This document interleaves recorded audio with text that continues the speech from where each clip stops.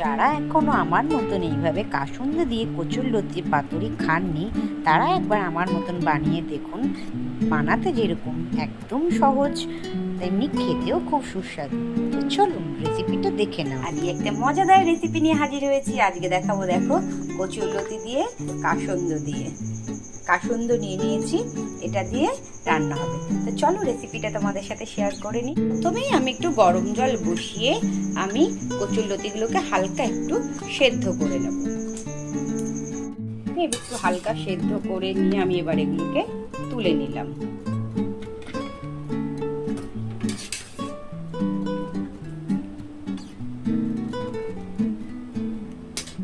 এবার কড়াই গরম হয়ে গেছে, আমি তেল দিয়ে দেব আর দিয়ে দেব কাঁচা লঙ্কা কেটে রেখেছি, দেখো মাঝখান দিয়ে চিড়ে রেখেছি।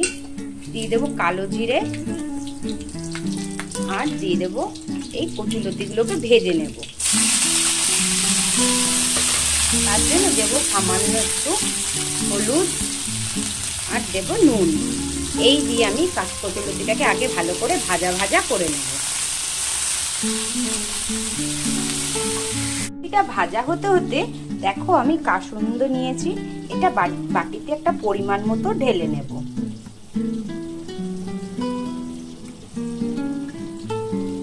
এগুলো আমার ভাজা ভাজা হয়ে গেছে। এবার যে আমি কাসুন্দটা গুলে রেখেছিলাম, এই কাসুন্দটা দিয়ে দেব।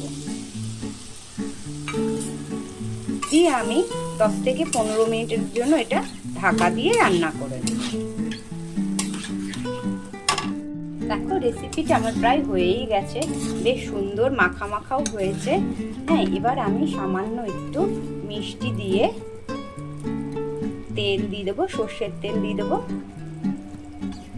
এই রেসিপিটা আমার কমপ্লিট। এবার আমি নামিয়ে নেব। তোমরা বাড়িতে অবশ্যই ট্রাই করে কমেন্ট বক্সে জানিও রেসিপিটা তোমাদের কেমন লাগলো। রেসিপিটা আমরা নামিয়ে নিয়েছি।